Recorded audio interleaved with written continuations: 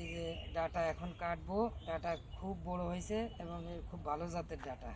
আস্তে আস্তে ডাটা কাটবো, পুঁই শাক কাটবো, কলমি শাক কাটবো, সবই কাটবো, আপনাদের সব দেখাবো। ডাটা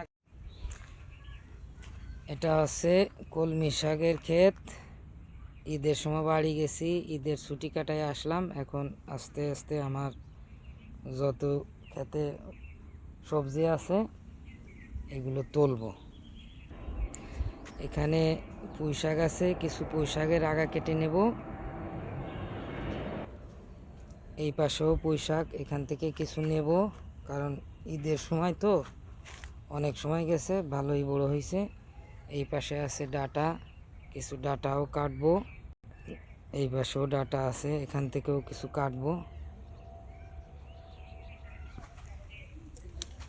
পুঁই শাক কাটতেছি। হ্যাঁ কাটেন, বিসমিল্লাহ আল্লাহ।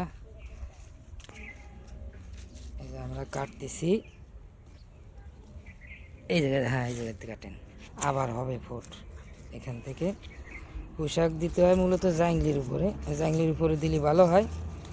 তো আমরা বিটা মানুষও চাষ করতেছি, ফাঁকা জায়গা, জাংলি ম্যাংলি দেওয়ার আর সময় নাই, আল্লাহ যা দেয় এর ভিতর দেই। কচু ক্ষেতের কিছু কচুও তুলবো, লতি তুলবো। লতি মোটে আসে না, আল্লাহ কিছু লতি দিয়েছে। কিছু পেঁপেও পারবো এখন। ক্ষেত থেকে পুঁই শাক তুললাম, এই যে পুঁই শাক, তারপরে এই যে ডাটা তুলছি, ডাটা, তারপরে এই যে লতি তুললাম কিছু, তারপরে এই যে কিছু পেঁপে তুলছি, এই কিছু কলমি শাক তুললাম, আর এই যে হচ্ছে কলা। আলহামদুলিল্লাহ, আল্লাহ ভালোই দিছে, নিজের ক্ষেত থেকে তুললাম, সার ওষুধ মুক্ত।